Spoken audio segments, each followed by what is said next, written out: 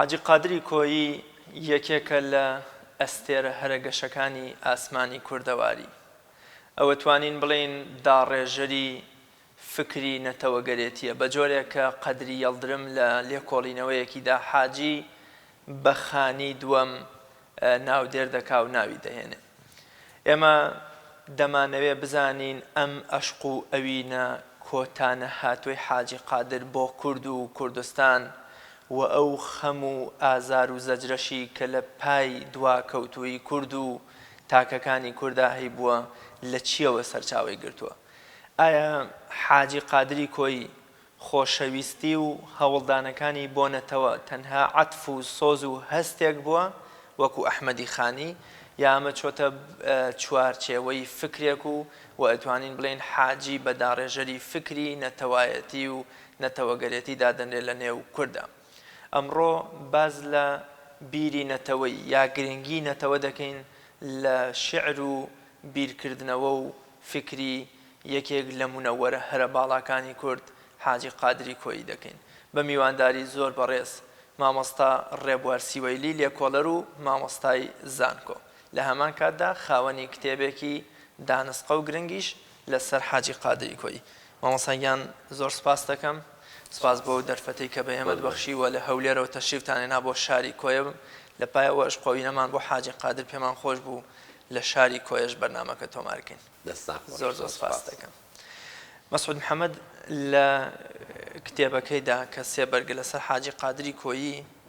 قسەیەک دەکات، دەڵێ ئەگەر هۆمیرۆس و شکسپیر لە نێو بە پێچوانەوە دەڵێ ئەگەر حاجی قادر لە نێو کە لە پوری میلی یا ئەدەبی میلی ئێمەدا دەربێنی کە لە بەرێک دروست دەبێ بە دەرهێنانی شکسپیر و هۆمیرۆس ئەو کەلەبەرە ناکەوێتە نێو ئەدەبیاتی ئینگلیز و یۆنانەوە. من پێم خۆشە بەم قسەی مەسعود محەممەد کە ئەمەیتر وەکۆڵێ جۆرە گرنگی و پێگەدانێکە بە حاجی قادر بچینە نێو مۆزوعەکەەوە بزانم ڕای جەنابەت بۆچی حاجی ئەوەندە گەورەیە کە بیریارێکی وەکو مەسعود محەممەد بەم جۆرە پێگە و بایەخی بۆ دانێ. بەڵێ من بۆ خۆم پەیوەندیەکی با بڵێن ڕاستەوخۆترم لەگەڵ ئەدەبی حاجی قادر یا شێعرەکانی هەیە کە تۆ تەماشای شێعرەکانی حاجی قادرەکەی بای ئەوەندەی لیان ئەکۆڵیەوە توێژینەوەیان لەسەرەکەی و لێشیان تێئەگەی چونکە لەم جۆرە شێعرەیە نەوعێ لە ڕێگری بۆ تێگەیشتن هەیە، بۆیە تێگەیشتن لە حاجی قادر ئاسان نییە. زۆربەی ئەوانش و ئێمەمانانیش کە توێژینەوەمان دەربارە کردووە هەڵەمان بەسەرا تێپەڕیوە، بەڵام کە تۆ دەقە شێعرەکانی حاجی قادر و ئەوەی لە ناو ئەو دەقانەدا ئەتوانین هەڵی بێنجین و ڕاستەوخۆ حاجی قادر پەیامێک ئەخاتە ڕوو بە بڕوای من ئەو بەڵگەیە لەسەر ئەو قسەی مامۆستا مەسعود محەممەد کە شاعیرێکی منەڵێم ناوازەیە زۆر تایبەتە لە سەردەمێکە سەرهەڵەیە و دەنگ بەرزەکاتەوە کە گۆڕانکاری زۆر گەورە لە دنیاە هەن. ئەو بۆ خۆی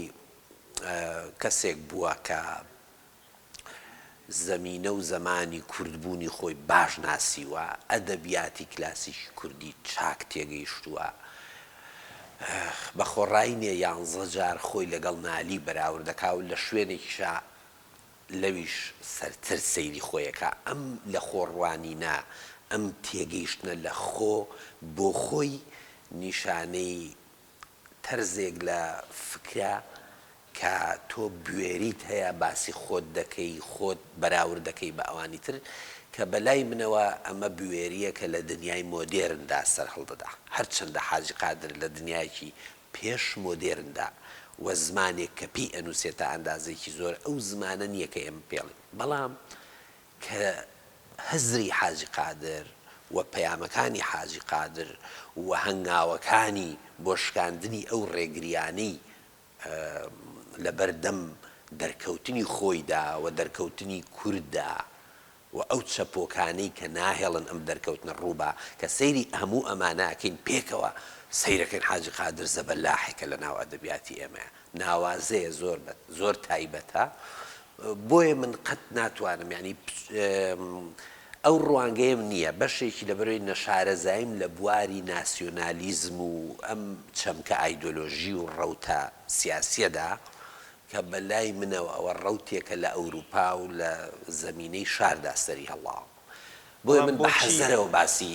ناسیۆنالیست بوونی حاجی قادریا باوکی ناسیۆنالیزم و ئەوانە ئەسڵەن لەگەڵ باوکیشدا نیم یعنی ناسیۆنالیزم ئەکرێت دایکیشی هەبێ بەو دەلیلەی کە نیشتیمان چەقی بیرکردنەوەی ناسیۆنالیستانەیە شوێن ئیتر نیشتیمانیش لە ئەدەبیاتە ڕەمزی مینەیە ڕەمزی خسوبەتە بۆ ئەبێ بڵین باوک لە کاتێکدا حاجی قادر زۆربەی هەرە شێعرەکانی لەسەر نیشتیمان و لەسەر خاک نووسیون بەڵام من لەو شتەیە لەگەڵم بەمەرجێک ئەم وەسفەی من یا مامۆستا مەسعود محەممەد یا هەر کەسێکی تر لەو مامۆستا گەورانەی لێکۆڵیان لەسەر حاجی قادر کردووە لە ڕۆشنبیریەکی پێشوەختەوە نەبێ بمانەوێ بڵین بیسەپێنین بەسەر پەیامی حاجی قادرا بەڵکو لە توێژینەوەی ڕاستە و خۆمان بێ لەگەڵ دەقی حاجی قادری کۆیی کە ئەوەش ئاسان نییە چونکە وەکوتم ئەم جۆرە دەقا ڕێگری تایبەتی خۆشی هەیە زۆر باشە جەنابەت لە یەکێ لە لێکۆڵینەوەکەتدا کە لەسەر حاجی قادری کۆییە ینی لێکۆڵینەوەکەت دابش کردو بەسەر دوو چەمکی شوێن و کاتدا ینی دەتەوێ بەراوردی شوێن و کات یان پەیوەندی نێوان شوێن و کات لە شێعری حاجی قادرا ئەمە چ پەیوەندیەکی سەرەتا بە گەورەیی و هەڵکەوتووی حاجی قادرەوە هەیە و ئەمە چ پەیوەندیەکی بە نەتەوەیی و یا خۆشەویستی نەتەوەەوە هەیە کە حاجی بۆ نەتەوەکە هەیە بۆ ئایا کات و شوێن هیچ ڕەبتێکیان هەیە بەمەوە بەڵێ خۆی لە ڕاستیە ئەو دوو چەمکە دوو چەمکن ئەتوان بڵێم ئاشکراکەری ئەو دنیایان کە حاجی قادر ئیتر وردە وردە تیاسەر هەڵەیا و پێی کاریگەرە بێ ئەویش دنیای مۆدێرنە ئێمە ئەگەر لە دەرەوەی مۆدێرن بوون دنیای نوێ کە تیایدا ئەو چەمکانە سەر هەڵدەدەن کە تیایدا خودگەرایی کە تیایدا پێناسەکردن دێتە ئاراوە ئەتوان بڵێم هەر بەو ڕوانگە کلاسیکیە بەلاغیە سەیری شێعری حاجی قادر بکەین شتێکی وامان لێ دەست ناکەوێت بەڵام کە دین لەم ڕوانگەیەوە کە ئەڵین ئایا ئەو دنیایی کە حاجی قادری تیا ژیاوە چۆن کاریگەری کردوتە سەر نەفسی حاجی قادر دوجار چۆن ڕەنگی یاوەتۆ لە ناو ئەدەبیاتی حاجی قادرا ئیتر بۆمان دەرەکەوێت ئێمە سەر و کارمان لەگەڵ شاعیرێکی زۆر نوێدا هەیە دوو چەمک لەو چەمکانش شوێن و کات شوێن بێگومان لە پەیوەندی بە دروستکردنی شوناسی تایبەتی ئینسانەوە بە پێی ئەو میتۆدەی من گرتوومەتە بەر شوێن بە تایبەتی لە سەرەتای ژیانی ئینسانە ماڵی یەکەمی ئینسان ئەو شوێنانەیە کە یەکەمین چاوکرانەوەی و یادگاریەکانی خۆی تیا بەسەرە بە و ئەم شوێنانە ئەبنە خەزێنێک لە دواییە بە خەیاڵ بە وێناکردن بە گەڕانەوە ئەگەڕینەوە بۆی و بە شێوازێکی توان بڵێم نۆستالیژیانە بەرهەمیانێنینەوە ئەمە شتێکە کە حاجی قادر کردوێتی لە دەرەوەی خاک و نیشتیمانی خۆی هەستا لە ئاوارەیی ئەو بە شێوەی سەفەر نەڕۆشتووە وەکو ئاوارەیەک ڕۆشتووە سەر هەڵگرتوویەکیانی بەڵێ بەهۆی ئەو زروفەی کە پێ هاتێ پەڕیەوە و ئەو نائومێدیی کە هەی بووە و ئەو ڕەخنە زۆرانەی لە کۆمەڵگەی لۆکاڵی گرتووە بە هەموو چون توێژەکانەوە ئەمانە هەموو وایان کردووە حاجی قادر دوجار دەست بگرێ بەو بەشە لە یادەوەری خۆیەوە کە لەسەر نیشتیمان هەیەی مەفهومی نیشتیمانیش ئیتر لای ئەو زاقە بێتەوە تێگا کە نیشتیمانەکەی ئەو داگیر کراوە زاڵمێک هەیە یا ئیمبراتۆریەتێک هەیە کە نیشتیمانی زۆرێک لەو گەلانەی وەکو گەلی کورد کە حاجی قادر خۆی لە سێبەریا تعریفەکە داگیر کردووە و ئەمە وەکو ترسێکیش لە مردن و لە ناوچوون حاجی قادر بەشێکی زۆری شێعرەکانی تەرخانەکە بۆ بەرهەمهێنانەوەی مێژووی ئەم نیشتیمانە مێژووەکەی لەلایەکەوە سەرانی کورد لە بەرەی تێکۆشاندا لە لایەکی ترەوە سروشتی کوردستان دەنگەکان تۆ ئەگەر گوێ بگری حاجی قادر دەنگی کۆمەڵی حەیوانات و ئاژەڵ و ئەمانەشی بۆ پاراستووی وە شێوە ژیانی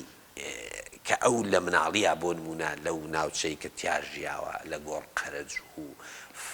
فەزایەکی دەوارنشینی و ئەوە هەبووە ڕەشماڵ نشینی تۆ بە ئاسانی گوێت لێ بێ کە یادەوەری شاعیرێک لە مناڵیە چی لەسەر دەنگەکان تۆمار کردووە لەسەر شەو و ئەستێرە و ئەم ڕوانگانە هەمویان دوایی دێنەوە ناو شێعر لە قاڵبی یادکردنەوە و بەرهەمهێنانەوەی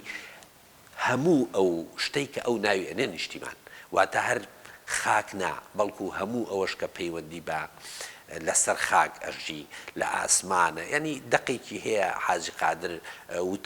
وتم بە بەختی خەواڵ و لەم دەقەیە جارێک نیگای لە ئەرزە جارێک لە ئاسمانە جارێکی لەو نێوانەدا کە ئینسان و حەیوان و ئەو شتانەی ئەهێنێتەوەیات کەواتە ئێمە لەگەڵ شاعیرێکی تاوڵی ناوازەداین لە پەیوەندی بە شوێنەوە تعریفی ئایدنتیتی و شوناسی خۆیەکە شوناسیش شتێک نییە وەکو کارتێک نییە بماندنێ بڵێن ئەوە پێناسەی تۆیە ئەوە کارتی ناسنامەی تۆیە شوناس لە ڕوانگەی حاجی قادردا لە ڕوانگەی منیشەوە بۆ شوناسی حاجی قادر شتێکە بەرهەمێنرێ و ئێمە ئەمەش بەڕوونی لە شعری حاجی قادر ئابینین کە پێ بەپێی هەڵکشانی تەمەن جەختکردنەوەی ئەویش لەسەر بەشەکانی شوناس زیاکەن کەواتە توانین بڵین حاجی قادر بەرهەمێنەری شوناسە لە فکر و لە شعری خۆیان بە جورئەتەوە یەک لەو شاعیرانەیە کە ئەتوانین بڵین لە ڕوانگەی شوناس بەو مەفهومەی کە شوناس سەیرورەیەکە بەردەوام دروست ئەکرێ نەک شتێک بێ پێمان درابێ و ئیترتیا سجن کرابین قەفەسێک نییە بەڵکو بەردەوامیەکە و حاجی قادر بەم معنایە با بڵین یارمەتیەکی زۆر بانەدا لە تعریفکردنی شوناسی مۆدێرنی کووردا بەو دیوی ترا کاتیش بۆ حاجی قادر بەشێکی تری ئەم پێناسەیە کە پێویستە بۆ شوناسی خۆمانی بکەین بۆیە وەختێک حاجی قادر ئەچێتەوە ناو مێژوو بۆ ئەوەیە بزانێ لەوێەوە چی ئەهێنێ تا لە ئێستادا بیری پێ بکاتەوە و بینای داهاتوی پێ بکات ئەم پەیوەندیە لای حاجی قادر بە بەردەوامی هەیە پەیوەندیەک بە شوێنەوە چونکە ئەوە ڕێگەمان دەدا کە باسی زاتی خۆمان بکەین باسکردنی زاتی خۆشمان باسکردنێکی مۆدێرنانەیە پەیوەندیش بە کاتەوە لە بەرەوەی کات بۆ حاجی قادر بکوژیشە لە هەمان کاتە لە پشت هەموو ئەمەشەوە هاوڕێ عەزیز بیرمان نەچێ ترسێکی زۆر لە مردن هەیە یعنی ئەم مەراقەی ئینسان کە لە ئاینەکان و لە فەلسەفە و لە ئەدەب و لە ئەفسانەکانە توان بڵێم ئەنگیزەی یەکەمی ئێمە بۆمانەوە تەخیرکردنی مەرگە ئەوە نییە بمێنینەوە بۆی بژین 100 ساڵ بژین یا زیاتر بەڵکو ترسێکی بەردەوامی ئینسان لەوەی کە ئەزانێ کائینێکی مەرجینە ئەمرێت باشە لەم ترسەوە حاجی قادر ئێوێ زۆرترین بەرەنگاریەکان بەرامبەر بە مەرگ لە شێعرا بەرجەستە بکاتەوە و ئەمە بۆ خۆی داهێنانێکی زۆر گەورەیە تۆ بەم هوشیاریە زۆرەتەوە بتوانی وائیش لەسەر زمان و شعر بکەی کە هەمویان بۆ پێناسەکردنی خۆتن بەڵام لە بنەمادا ئاشکراکردی ئەو ترسە ئۆنتۆلۆژیەشن ئەو ترسە بنەماییەن کە لە هەموو ئینسانێکا هەیە زۆر باشە بێگومان دەگوترێ لە پەیوەندی نێوان هەر تاکێک بە نەتەوەکەیەوە سێ چەمک یا سێ ڕەگەزمان هەیە هەستی نەتەوەیی و هۆشیاری نەتەوەیی و فکری نەتەوەیی حتا زۆرجا دەگوترێ ئەوەی کە ئەحمەدی خانی لە مەموزینە جۆرێ لە جۆرەکان باسی کردووە هەستێکی نەتەوەیی بۆ نەبووەتە فکر و من ئەوەندەی کە لای مەسعود محەممەد لە خوێندنەوەی کتێبەکەیە دەرکم پێکرد کە ئەوەی حاجی قادری کۆیی فکرە یاواتە خاوەن و داڕێژەری فکری نەتەوەیی ئایا حاجی هەستی نەتەوەیی و هۆشیاری نەتەوەیی تێپەڕاندووە و گەیشتۆتەوەی کە فکری نەتەوەیی بۆ ئێمە یا بۆ نەوەکانی داهاتوو گەڵاڵە بکە و لە داهاتوە ئێمە بتوانین بناغەی دروستکردنی کیان و دەوڵەتێکی سربەخۆی کوردی لەسەر دابڕێژین و دروست بکەین لە ڕاستیان من شارەزای ئەم جیاکردنەوانەی ئەم جۆرە چەپکانە نیم و تا ئەندازەیەکی زۆریشم بڕوا پێیان نییە لە ڕووی با بڵین شیکاری ئەدەبیە و بە تایبەتی شێعر من پێم وایە نە هەست و نە فکر و نا ئەوانی تریش لە یەکتر جیانین ئەمانە ڕوو یا دیوەکانی تری هەمان بابەتن یعنی تۆ ئەحمەدی خانیش ئەم هینەی بۆ ئەکرێ ئەحمەدی خانیش باز لە کوردبوونی خۆیەکە باز لە جیاوازی ئەکا لە بینی ئەوانی ترا باز لە نەعەدالەتیەکە و ڕەخنەگرێکی سەرسەختیشە لە یەزدان کە ئەڵێ تۆ ئەم جیاوازیانە دروست کردووە ئەمە هەستە فکرە یا هوشیاریە بە بڕوای من ئەمە هەرسێکیانە لای خانی بەم جۆرە فراوانە کە ئەکەوێتە بەراوردکردنی خۆی وەک کوردێک لەگەڵ ئەوانی تر کە کورد ئەچەوسێننەوە ئەوانی تر بە خۆشبەختی گەیشتون و دەوڵەتیان هەیە کورد لە پای ئەوەی کە ئێوێ وەک ئەوانی تر بێ ئەچەوسێنرێتەوە بەدەستی ئەوانی تر ئەم زوڵمە ئەیژەڕێتەوە بۆ ئەزەلیەتی خەڵقکردنی ئێمە وەکو کورد و ئەمە ڕەخنەیەکی زۆر فکریە یا قوڵە ینی کە تۆ ڕەخنە لە یەزدانەگری بەم شێوەیە بە دیوێکی ترا حاجی قادر یعنی هەم هەستی هەبووە و هەم ئەتوان بڵێم هەست لە ڕوانگەی دیاردەناسیەوە پەیوەندی ئێمە بە ئەو واقعیتیا ئاژین بەو ئەزمونانەی هەمانە ئاشکراکە یعنی ئێمە کائینێکی هەستیارین ئەو بەدەست خۆمان نییە و ئەم هەستانەی ئێمە لە کات و شوێنی جیاوازدا گزارش لە خۆیانەکەن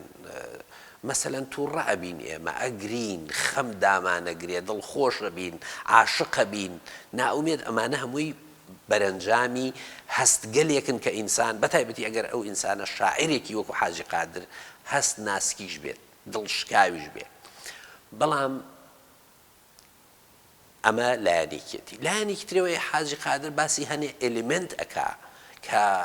بۆ پێناسەکردنی نەتەوە وەک دیاردەیەکی فکری یا سیاسی زۆر گرنگن لەوانە مەسەلەن زمان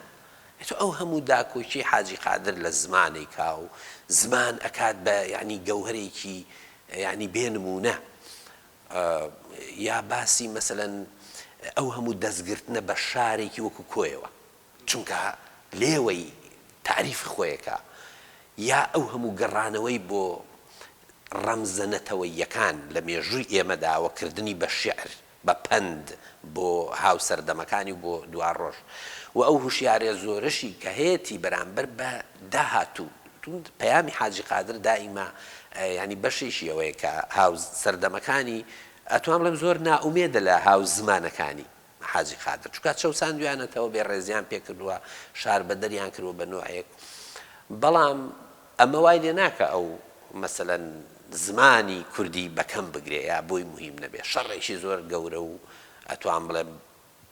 بەڕوت و قوتی شەڕ لەسەر زمانی کوردیەکە ئەمە پەیوەندی بە چیەوە هەیە ئاخر زمان بەشێک نییە مەگەر لە پێناسەکردنی فکریانەی یەکێکە لە شوناسەکان کەواتە هاوڕێ عەزیز ئەم شتانە لە یەکتر جیانین من ناتوانم بڵێم لەبەر ئەوەی لە ناسیۆنالیزمی ئەوروپیدا کە ئاراستەیەکی فکری سیاسیە کۆمەڵە ئێلیمنت و تایبەتمەندی هەن ئەبێ بگەڕێم زین لە چ شاعرێکی کوردیشە هەرمان ئەو شتانە هەبن ئەجا پێ بڵێن ناسیۆنالیست ئەمە کەسێکە وشیارە بەرامبەر بە نەتەوەی خۆی بە مێژووی خۆی ئەوێ خۆی پێناسە بکەوە ئەم سەردەمەشە کۆمەڵێ شۆڕشی گەورە ڕوئەدەن گەلان لە هەوڵی خۆ ڕزگارکردن لە دەستی ئیمبراتۆریەتەکان بەتایبەتی ئیمبراتۆریەتی عوسمانی باشە حاجی قادریش بە پێی خۆی بە نائومێدبوونی لەو مێژووی کە ئەچێتەوە ناوی و پڕە لە زوڵم و چەوسانەوە و بە سووربوونیشی لەسەرەوەی کە ئەبێ کوردیش یەکێک بێ لەو گەلانەی بە ئازادی خۆی بکە دەوڵەتی خۆی هەبێ زمانەکەی پارێزراوە بێ پەنا بۆ عیلم بۆ زانست بەرێ جەریدە بخوێنێتەوە هەموو ئەمانە باشە ئەمانە هەمویان ئەو تایبەتمەندیانن کە واکەن بڵێن حاجی وێڕای دەرخستنی لایەنە هەستەشیەکەی خۆی ئاواش لە ڕووی فکریەوە باز لە نەتەوەی خۆیەکە و ئاواژ وشیاری نەتەوەی هەیە و ئەمانە هیچیان پێچەوانەی یەکتر نین بەڵکو یەکتری تەواوک زۆر باشە جەنابی مامۆستا جەنابەت لە کتێبەکەدا دەفەرمووی کاتێک شیعری حاجی قادری کۆی دەخوێنمەوە بایی ئەوەندەی لێ تێدەگەم و بۆم دەردەکەوێت ئەوەندەی لە پشت ناکامی و شکستەکانی حاجیەوە کورد هەیە واتە کورد سەبەبە ئەوەندە بێگانە نییە من پێم خۆشە بزانم ئەمە بۆچی وایە و پێشم وا بێ جەنابیشت لەگەڵما هاوڕای لە کتێبەکەشدا باست کردووە کە هۆکاری سەر هەڵگرتن و ناومێدبوونی حاجی لە کورد پەیوەندی بەمەوە هەبووە و ئایا حاجی لە دیوانەکە جۆرێ لە چارەسەری وەکەوەی کە جەنابت فەرموود ناومێد بووە لە هاو سەردەمەکانی خۆی بۆ نەوەکانی داهاتوو هیچ چارەسەرێکی بۆ ئەم ناکامی و جۆرێ لە ڕێگربوونی کووردە هەیە کە کورد هەرخۆی بۆتە سەبەبی ئەوەی کە بە هیچ نەبێ ئەوەندە بێگان دەیتوانی و ڕۆڵی هەبێ بە دڵنیاییەوە حاجی قادر لەلایەن هاو سەردەمەکانی خۆیەوە زۆر یعنی چەوسێنراوەتەوە بێڕێزی پێکرا و بێدەنگیش کرا و لە نەتیجەی ئەوە تیرۆری کەسایەتی کراوە ینی ئێستا ئەمێ موازانین کە وشەی تیرۆری کەسایەتی شتێکی ئەوەی ئێستاییە و هینی ئەم وشەیە خەڵقی ئەم سەردەمەیە بەڵام لە ڕاستی ئەوەی بە حاجی قادر کراوە وێڕای هەموو ئەو قۆناغەی کە لە کوردستانە بۆ جارێ یەکەم حاجی قادر نەیویستووە وەکو هەر کەسێک ناهوشیارانە یا جێلانە بژی هەموو قۆناغەکانی خوێندنی ئاینی تەواو کردووە پێم بڵێ ئەمە بۆ خۆی خۆجیاکردنەوە نییە لە ئەوانی ترکە ئەیتوانی ئەویش وەکو هەر کەسێک کە ئێستا لە مێژووان نایەناسین ئەویش بێناو بێ و لە بیرمان بچێتەوە خاڵێکی ترەوەیە ئەم پیاوە ئەم مرۆڤە شوێن گۆڕچەی کردووە بۆ خوێندنی ئاینی لەلای یەک مەلانەی خوێندووە لە یەک مزگەوتان نەماوەتەوە ئەمە چیمان پێڵێ بە بڕوای من ئەمە پێمانەڵێ کە حاجی قادر بە دوای پەیڕەوکاری لە یەک تەفسیر نەڕۆیشتووە لە یەک زمانەوە تەفسیری بۆ بکرێ یا قسەی بۆ بکرێ کە دین بەم شێوەیە ئەو داڵ بووە بەوەی کە لە فرا تەفسیرەوە لە دەمی چەند مەلایەکەوە لە دەمی چەند زانایەکەوە بتوانێ ئەو شتەی کە حەقیقەتی دینیە بۆ خۆی ئەو داڵبوونە لە ئەدەبیاتی حوجرەی جارانە بەکەم نەگرین کەسانی وەکو حاجی قادر نمونەیەکی زۆر باشین کە وەکوەوە نەبوو لە کۆلێژێک هەمووی فێر ببی ئەوان گەڕاون لەم شار ئەم شوێن گۆڕچێ و شتا هەم لە ڕووی با بڵێ ئینتیباع و هینی هەستەکیەوە حاجی قادری لە مرۆڤێکی با بڵێن دەوارنشینەوە کردووە بە شارنشین شارەکە کۆیە ویستی حاجی قادر ئەنجا بەم سەفەرانەی بۆ شوێنەکانی تر ئەبێ بە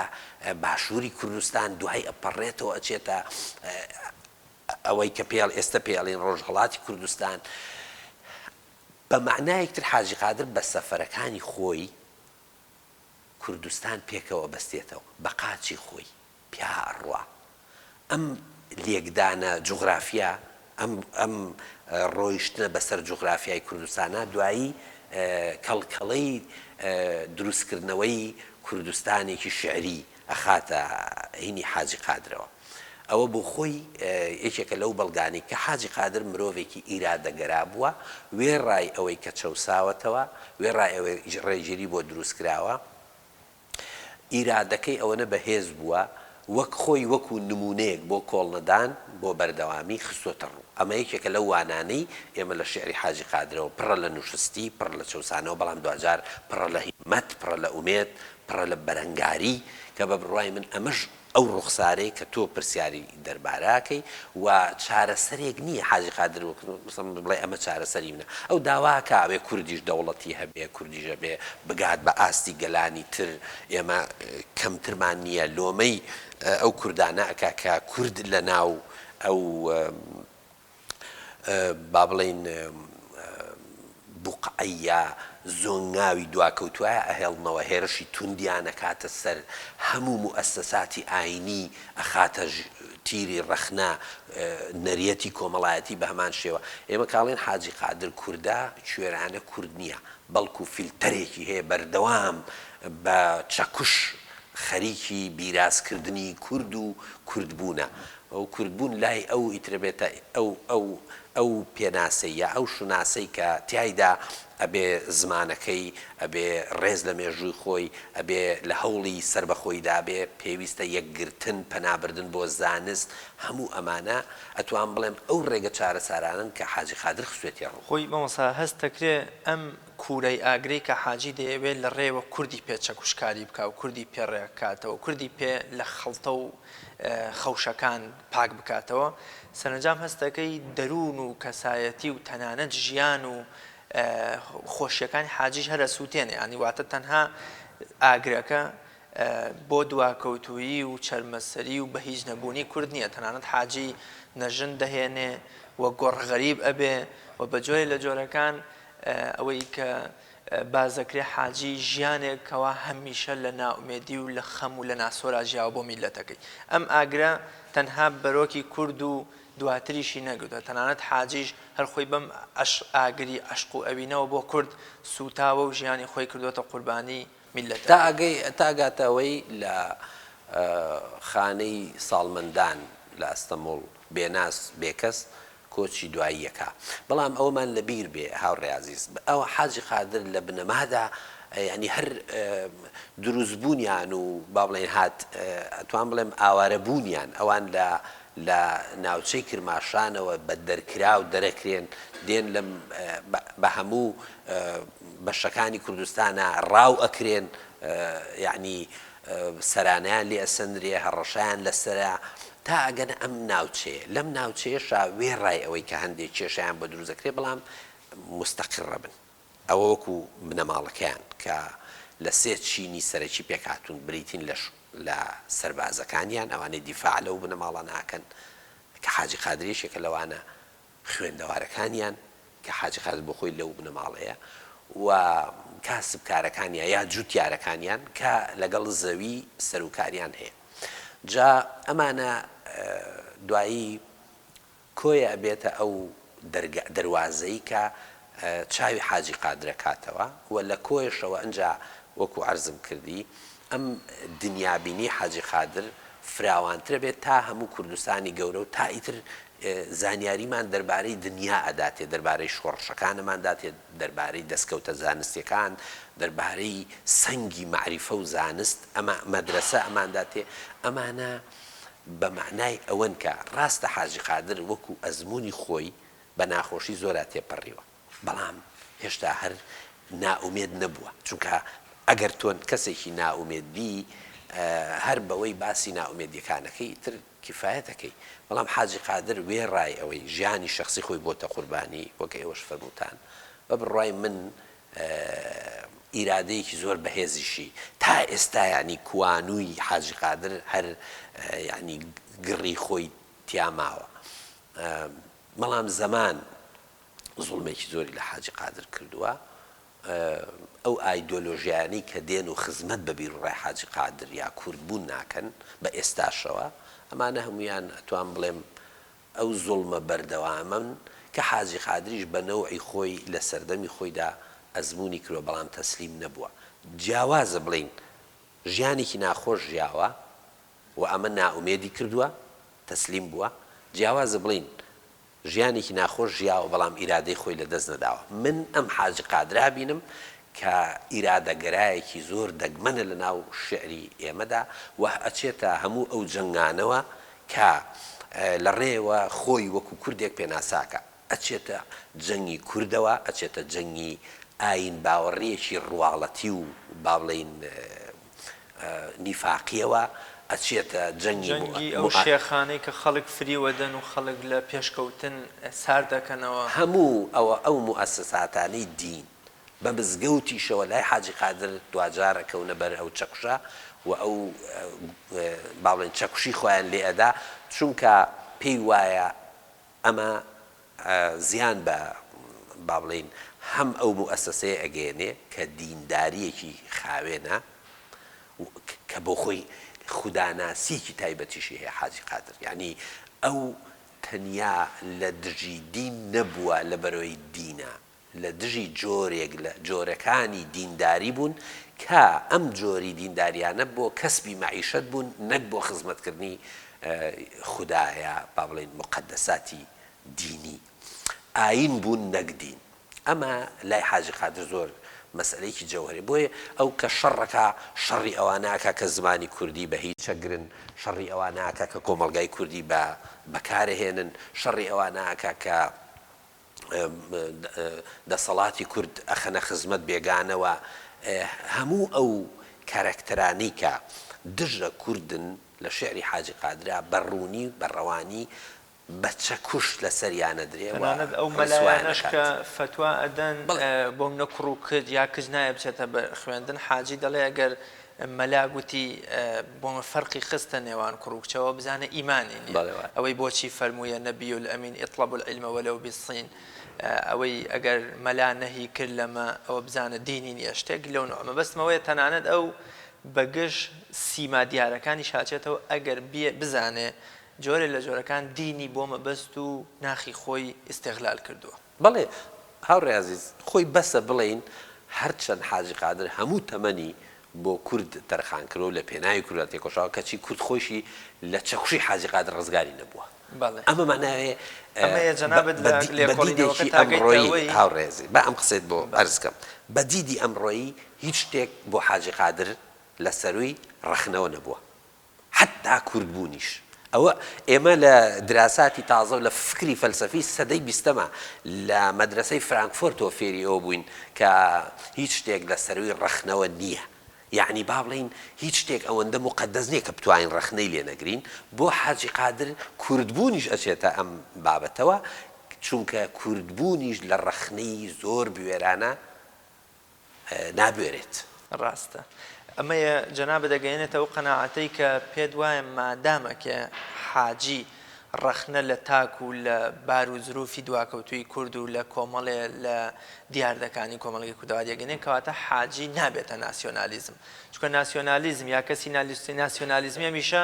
بە چاوی مقدەسەوە سەیری تەنانەت خراپیەکانی کۆمەڵگەکەی خۆشیەکە من بەخوا ناوێرم زۆر باسی ئەم مەوزوعی ناسیۆنالیزم شتە بکەم چونکە یەکەم لێی شارە زانیم بەڵام من حاجی قادر بە نەتەوەگەرایەکی ڕەخنەگرە بینم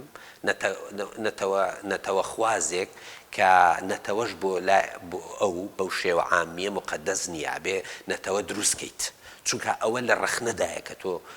چەکوشەوە شێنی و ئەو چەکوشانە دروستیەکەی بڵین وەکو بیرازکردنێک پەیکەرێک دروست دەکەی نمونەیەکی ئایدیاڵیت لە بەردەمایە واقعێکیش هەیە ئەتەوێ لەم واقعە ئەم نمونەی خۆت نزیک خەیتەوە لەو نمونە ئایدیاڵی کە هەتا و هەندێک گەلی تریش هەن بۆ ئازادی خۆیان تێکۆشن یەکگرتووشن بەگژ ئیمپراتۆریەتی شاعچنەوە توانای دامەزراندنی موئەسسەساتی نەتەوەیشیان هەیە حاجی ئەمانەی هەمووی بینیوە بۆیە خۆی وەکو کوردێک بە شایانی ئەوازێنە بچێتە ڕیزی میلەتانی ترە و پەیکەری خۆی بەو شێوە ئایدیاڵیە دروست بکات جا ئەمە بە بڕوای من هەستێکە لە ئەنجامی جۆرێک لە نەتەوەخوازیەوە هاتووە تۆ ناوی بنێ یا کەسانێک با ناوی بنێ ناسیۆنالیزم ڕەنگ بێ بۆ من زیاتر ئایدیۆلۆژیایەک بێ هەر خودی ئایدۆلۆژیا کە قەداسەتێکی خۆی هەیە و ئیتر لە پێناوی فکرەکەدا خەڵق بە کوشت ئەدرێ بەڵام ئەمە بە شێوی سادە بەس کە بینە هینی حاجی قادر ینی هەڵسەنگێنین من پێم وایە ناسیۆنالیزم کورد ئەهێنێ لە تعریفکردنی حاجی قادرا چونکە حاجی قادر ناچێتە ژێر ئەو تعریفانەوە کە ناسیۆنالیزم خۆیان لە ڕێگەیەوە پێناسە و تعریفەکە من پێم خۆشە حاجی قادر بە نەتەوەگەرایەکی بیرمەند بە عاشقێکی سەرسەختی کۆی ئەو ڕەگەزانەی کە نەتەوە دروستەکەن ناوبەرم و لە هەمان کاتیشدا بەبێ ئەوەی بکەوێتە ناو داوی هیچ ئایدۆلۆژیایەکەوە ینی ئەو نەتەوەخوازی حاجی قادر کرانەوەیەکی تایە هەر کرانەوەکە لە خودی ئەو ئامرازەیە کە لە ڕێگەیەوە نەتەوە دروستەکە ئەویش ڕەخنەگرتنە لە نەتەوە خۆی معناها فکری حاجی قادر بۆ چوونی هەڵوێستەکانی بەدەرنین لە کرانەوەیەک و کە ناسیۆنالیزم ڕێگە بۆ نادا تۆ ڕەمزەکانی نەتەوە سێمبولەکانی نەتەوە ڕەخنە بکەی. حاجی قادر بەو دەلیلەی کە ڕەخنەی کۆی ئەو ڕەمزاناکە کە کورد لە ڕێگەیەوە خۆی پێ شانازی بەخۆیەکە بە بڕوای من ئەچێتە دەرەوەی ئەو پێناسەی کە لە ئەدەبیات و لە توراسی ناسیۆنالیزمە تعریفی ناسیۆنالیزم پێکرێ.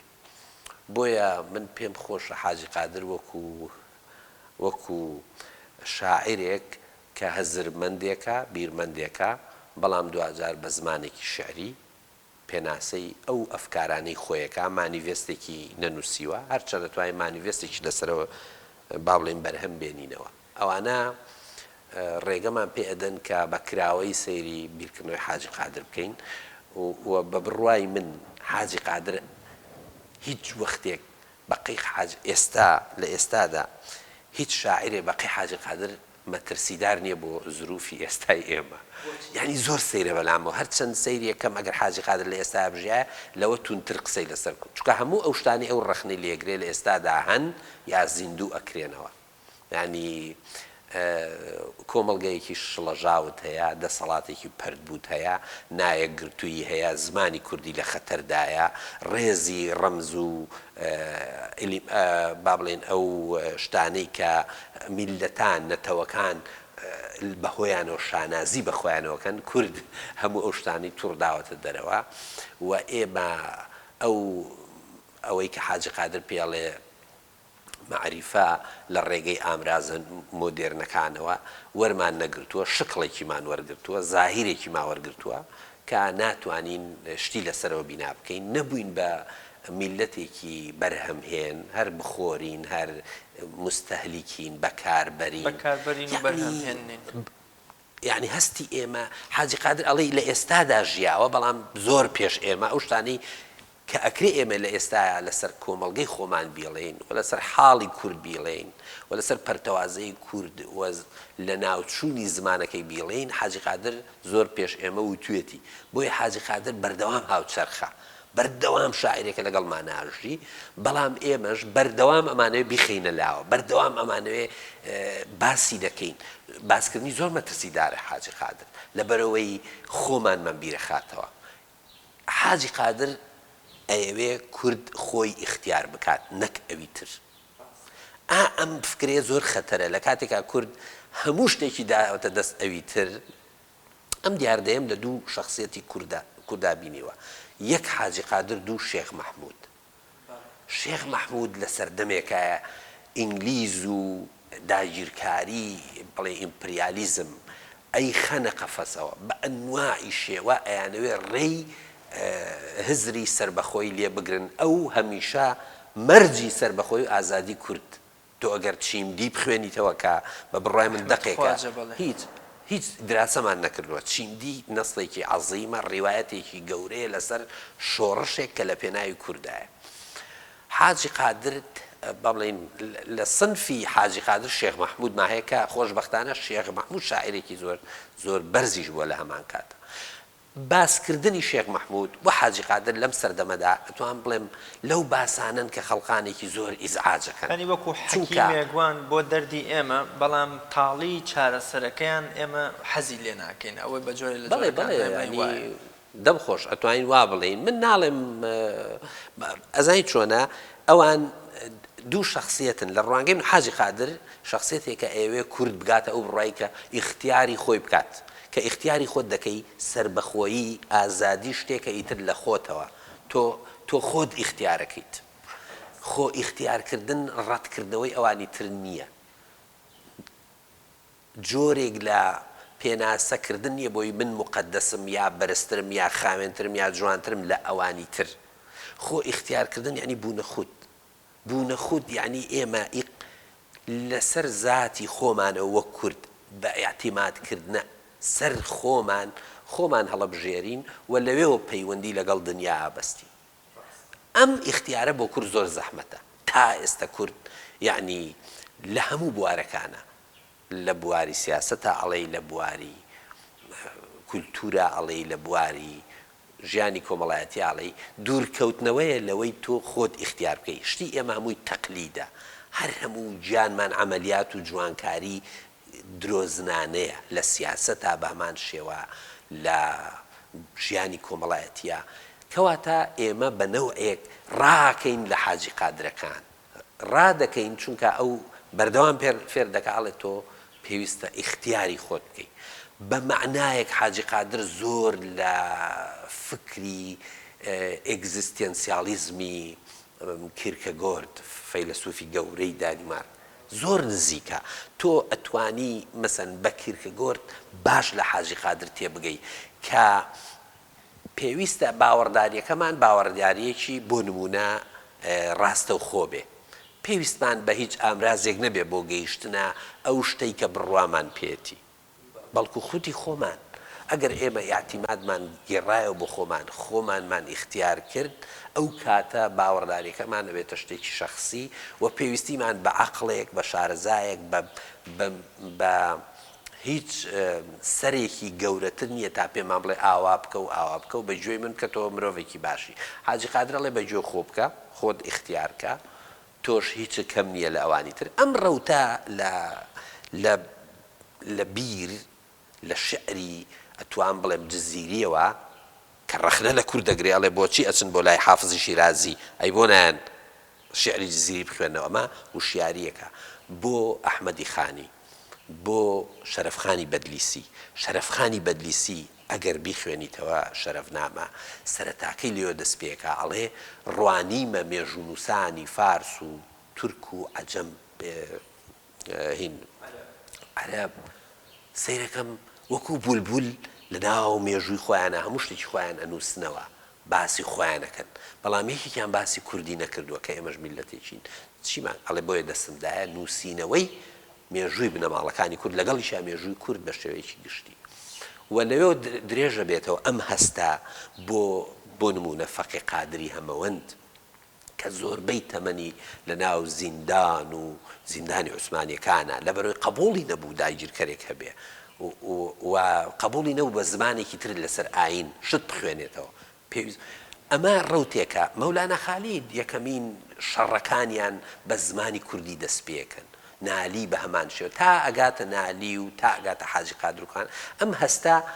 دەستا و دەست ئەکا لە باکوورەوە بۆ باشوور لێرەوە بۆ ڕۆژەڵات لێەوە ئەگەڕێتەوە لە ناو لەهجەکانی زمانی کوردیە ئیتر مەسەن سەیرەکەی ئەم هەستی کورد بوون و مەغدووریەتە بەردەوام با بڵێ خۆی وەکو مەلۆتکەیەک وایە ئەم ئەیاتە دەست ئەو ڕەوتە بەردەوام بێ بەڵام کورد خۆی بەداخەوە ڕاکە لەوەی کە ئەم بەشە لە خۆی بناسێتەوە ئەم ئاعترافە بە خۆی بکە ئەم با بڵێن پشت بەخۆ بەستنە ڕوونادا مامۆستا ئێمە زۆر جار کاتێک کە دەچینە یەکێک لە پایتەختە ڕازاوەکانی دنیا زۆر سەراسیمە بین بە هەڵکەوتە و بە کەلتور و بە تەنانەت شوێن ڕازاوەکانی ئەو شارانە حاجی کاتێکە لە کۆیەیەکی دواکەوتوی ئەو سەردەمەوە دەچێتە پایتەختی دارولخەلافە هیچ سەرسامیەکی پێوە دیار نییە جەنابەت ئاماژە بەوە دەکەی لە لێکۆڵینەوەکە کە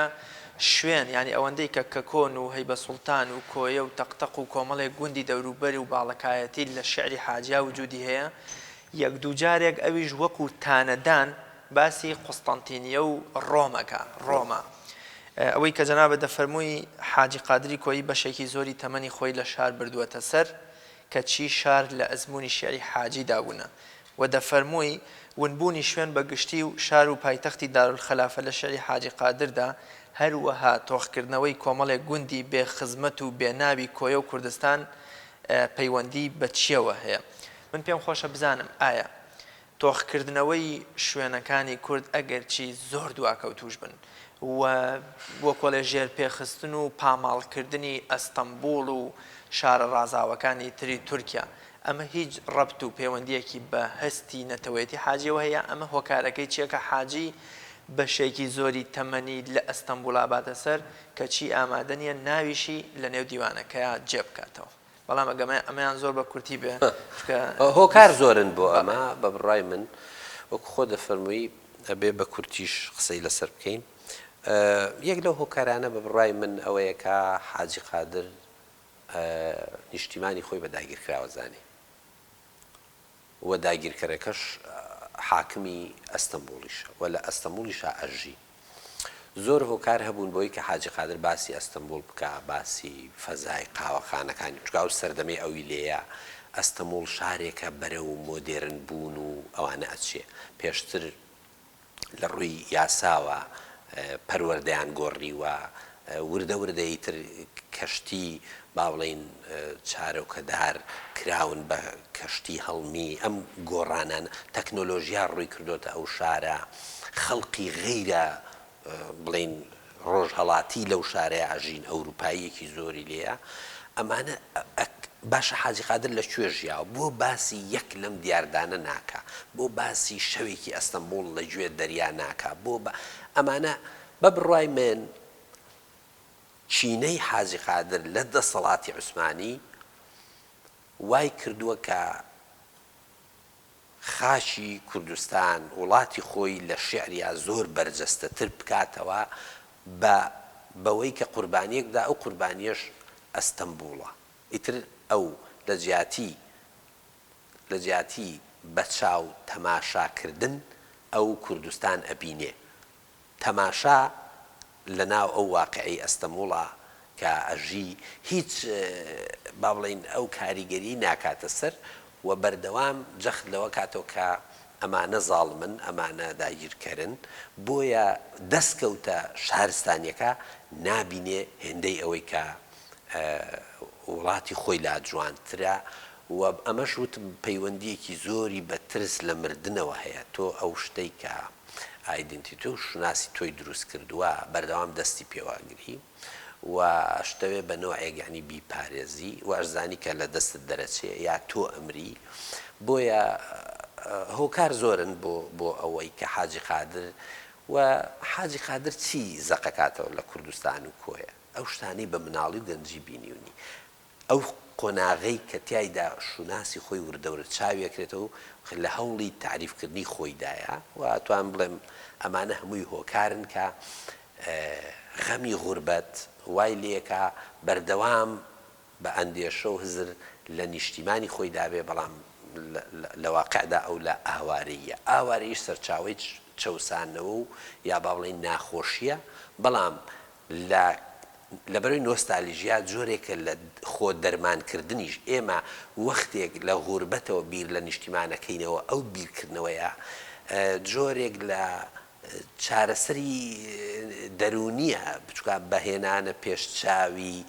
نیشتیمان بە وێناکردنەوەی نیشتیمان تۆ ئەو حاڵەتی سترێس و ناخۆشی کە تیاژی لە بیر خۆتی ئەبەیتەوە ئەمە نالیش هەروای کردووە لە قەسیدەی قوربانی تۆزی ڕێگەتم حاجیش هەروای کردووە و ئەتوانم بڵێم ئەم جۆرە ژیانە و ئەم جۆرە تەئەممولە دەقی زۆر گەورەشی بۆ بەرهەمهێناوی لەوانە مەسەلەن ئەو چامەی نالی ئەوەی سالم کە وەڵامی نالیاتەوە ئەوەی با بڵێن حاجی قادر گوتم بە بەختی خەواڵ و ئەم دەقا ئێمە هەر چەند ساڵ جارێک ئەبێ بیخوێنینەوە پێویست دراسی بکەین بۆی بتوانین ئەو معنایانەی کە بەردەوام دێدە پێشەوە لیان تێبگەین بە یەکجار تێگەیشتن لەم کلاسیکانە من بڕوام نە بەو میتۆدە هەیە نە بەو عیلمی ڕەخنەیە هەیە کە پێی وابێ یەکجار و بۆ هەمیشە هەموو شتێکی لەسەر ئەم دەقە شێعریانەوتوە بۆیە بەردەوام خەمێکە ینی حاجی قادر هەم هەڕەشەیەکە لەسەرمان چکە کوردبوونی خۆمان و هەم خەمێکیشە تۆ بێ لی تێبگەیت زۆر سپاس دەکەم لە بەشی دووەمی بەرنامەکەدا زیاتر قسەکەین لەسەر بیری نەتەوەیی و خۆشەویستی نەتەوە لە شێعری حاجی قادردا زۆر سپاس دەکەم کە لە بەشی یەکەمدا ئامادەی دەبوو مامۆستا ڕێبوار سیوەلی لێکۆڵەر و مامۆستای زانکۆ زۆر سپاس دەکەم بەڵێ بینەرانی عەزیز و خۆشەویست بەشی یەکەمی بەرنامەکەم کە قسەکردن بوو لەسەر بیری نەتەوەی حاجی قادر بەم شێوەیە کۆتاییمان پێناو ئینشاءالله لە بەشی دووەمدا پێتان دەگەم